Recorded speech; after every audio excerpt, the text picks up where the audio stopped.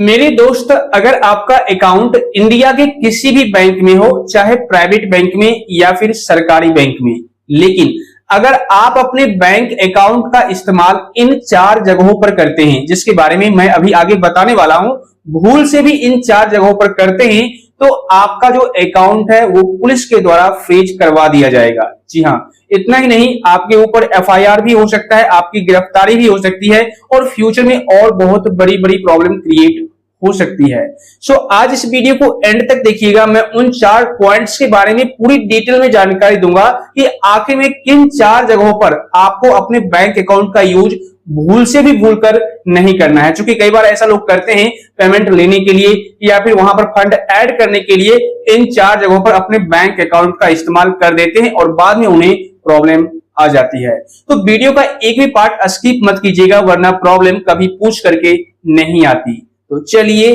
शुरू करते हैं। दोस्तों, बात करते हैं पॉइंट नंबर फर्स्ट की। अभी मैं आपको चारों पॉइंट्स के बारे में पूरी डिटेल में जानकारी देने वाला हूं।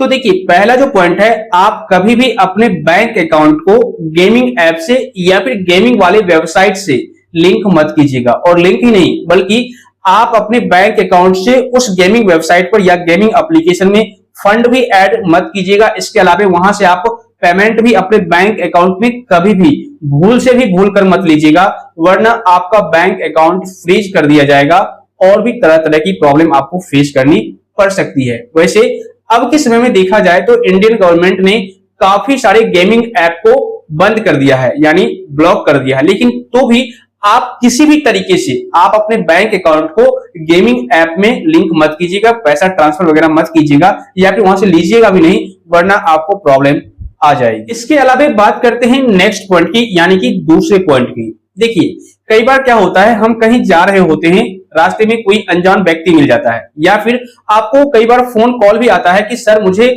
इतने पैसों की सख्त जरूरत है कैश की, मैं आपको यूपीआई ट्रांसफर कर देता हूं। ठीक है, मतलब आपके बैंक अकाउंट में पैसे भेज देता हूं, 2000, 4000 या 500 रुपए, आप मेरे को कैश दे दीजिए। तो काफी सारे यूजर्स क्या करते हैं, वहां पर उनको कैश दे भी देते हैं। लेकिन अगर आप ऐसा करते हो तो फ्यूचर में आपको प्रॉब्लम हो सकती है, आपका अकाउंट ब्लॉक हो सकता है, फ्रीज हो सकता है और आपके ऊपर एफआईआर भी हो सकता है। लेकिन कैसे, इसको समझते हैं। देखिए, जिस व्यक्ति ने आपको ये बोला कि मैं आपके बैंक अकाउंट में पैसे ट्रांसफर कर दूंगा, आप मेरे को कैश दे दीजिए, दरअसल जो व्यक्ति आपको पैसा भेजने वाला है वो पैसा ब्लैक मनी है। अब कैसे है, हो सकता है जिस व्यक्ति ने आपको पैसा भेजा है वह कहीं से फ्रॉड किया हो, स्कैम किया हो, ठीक है, और वह साइबर सिक्योरिटी वाले के नजर में है। ओके, मतलब उनका अकाउंट पहले से ही फ्रीज हो रखा है या किसी और तरीके का प्रॉब्लम हो रखा है, लेकिन जैसे ही वह आपके अकाउंट में पैसे ट्रांसफर करेगा तो उस सिचुएशन में आप भी उनके अंदर, उनके चैन में आ जाओगे। अब यहां पर होता क्या है, कई बार कि मान लीजिए किसी व्यक्ति ने 1 लाख का, 2 लाख का फ्रॉड कर लिया। अब वो छोटे छोटे अमाउंट बहुत सारे बैंक अकाउंट में ट्रांसफर कर देगा। एग्जांपल, आपके बैंक अकाउंट में 1000 रुपए ट्रांसफर कर दिया, तो आप भी उस चैन के हिस्सेदार हो गए, यानी कि उस फ्रॉड के हिस्सेदार हो गए, क्योंकि आपके भी बैंक अकाउंट में वो ब्लैक मनी आया है। वो तो व्हाइट मनी कर गया। जैसे मान लीजिए 5000 आपको ट्रांसफर किया और 5000 आपने उसको कैश दे दिया, तो 5000 तो व्हाइट मनी उसके लिए हो गया, लेकिन आपके अकाउंट में जो 5000 रुपए आए हैं वो आपके लिए एक मुसीबत बन जाएगी, क्योंकि वो फ्रॉड का पैसा है, वो स्कैम का पैसा है, किसी का लूटा हुआ पैसा आपके बैंक अकाउंट में गया है। तो ऐसे में पुलिस ये पता करती है कि जो फ्रॉड हुआ है, किस किस बैंक अकाउंट में ये फ्रॉड का पैसा गया है, तो उस सिचुएशन में आप भी पकड़े जाओगे। तो अगर आपको कोई भी कॉल करके बोले कि मुझे कैश की जरूरत है, तो आप मुझे पैसे दीजिए, मैं ट्रांसफर कर दूंगा यूपीआई के माध्यम से, या फिर आपको फेस टू फेस भी बोले, तो आप कभी भी पैसे ट्रांसफर यानी पैसे नहीं दीजिएगा। अगर आप उतना ही मजबूरी देख रहे हैं, आप देना ही चाहते हैं, आप भी मजबूर हैं देने के लिए, तो आप एक काम कीजिएगा, जो पर्सन आपको ये बोल रहा है पैसे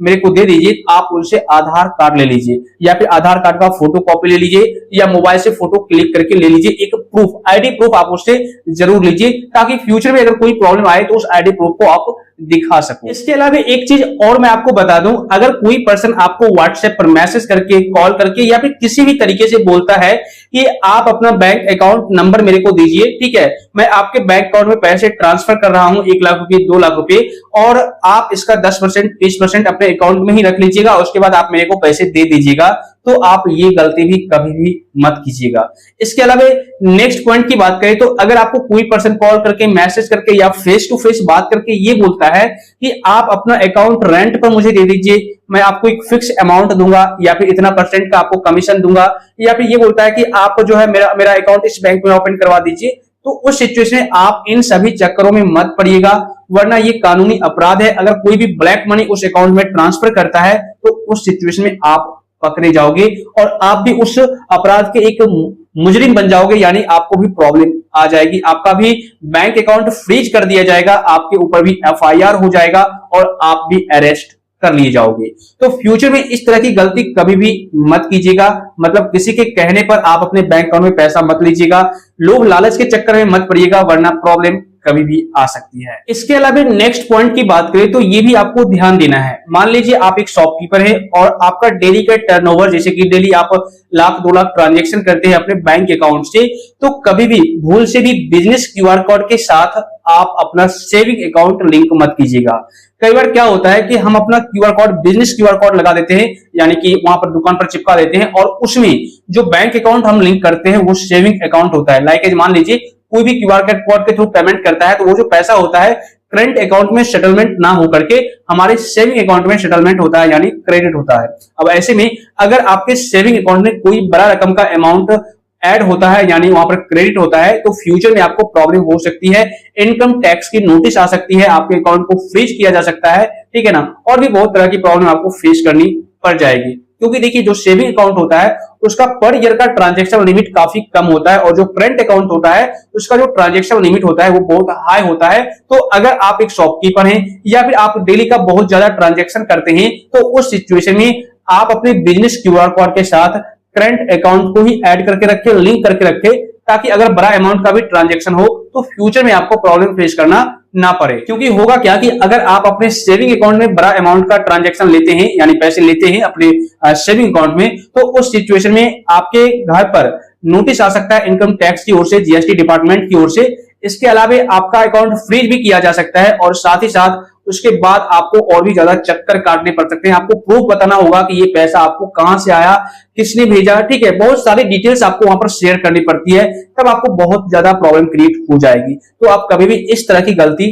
मत कीजिएगा। इसके अलावा नेक्स्ट पॉइंट की बात करें, यानी चौथे पॉइंट की बात करें, तो आप कभी भी अपने सेविंग अकाउंट से क्रिप्टो करेंसी या फिर किसी भी प्रकार का जो करेंसी होता है मार्केट में, वहां पर आप परचेज मत कीजिएगा, यानी पैसे वहां पर लोड मत कीजिएगा अपने सेविंग अकाउंट के माध्यम से। क्योंकि कई बार क्या होता है कि अगर आप अपने सेविंग अकाउंट से बहुत बड़े अमाउंट का ट्रांजैक्शन क्रिप्टो करेंसी में करते हैं तो उस सिचुएशन में बैंक को ये संदेह हो जाता है कि इस तरह का जो बड़ा अमाउंट है कैसे यहाँ पर ट्रांजैक्शन हुआ है, और उस सिचुएशन में आपके बैंक अकाउंट को ब्लॉक कर दिया जाता है, यानी फ्रीज कर दिया जाता है। और साथ ही मैं आपको बता दूं, जो फ्रॉडस्टर होते हैं, जो स्कैमर्स होते हैं, वो भी क्रिप्टो करेंसी का ही सहारा लेकर के आपके बैंक अकाउंट में पैसे ट्रांसफर करते हैं, यानी कि आपके बैंक जो वो फ्रॉड करते हैं पैसे या स्कैम करते हैं, उस पैसे को थोड़े थोड़े करके बहुत सारे बैंक अकाउंट में ट्रांसफर कर देते हैं और क्रिप्टो करेंसी वगैरह परचेज करके फिर से अपने बैंक अकाउंट में ले लेते हैं। तो उस सिचुएशन में आपके अकाउंट को फ्रीज कर दिया जा सकता है या फिर आपको और भी बहुत बड़ी प्रॉब्लम क्रिएट हो सकती है।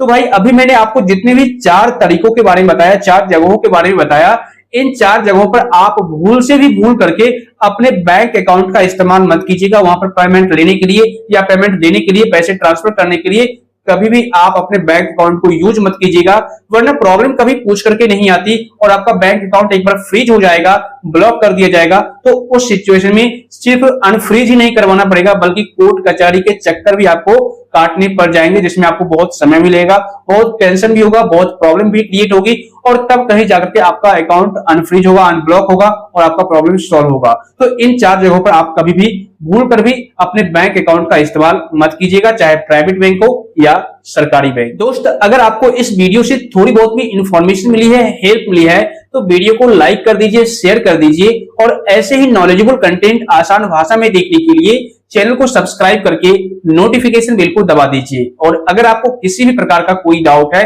कोई सवाल है, तो बेशक आप नीचे कमेंट कर दीजिए या टेलीग्राम ग्रुप का लिंक डिस्क्रिप्शन बॉक्स में मिल जाएगा, वहां पर जाकर के फॉलो कर लीजिए। क्योंकि आपको पता है इस YouTube चैनल पर आपकी छोटी हो या बड़ी प्रॉब्लम, उसका सॉल्यूशन सबसे सिंपल और लेटेस्ट प्रोसेस में देखने को मिल जाता है।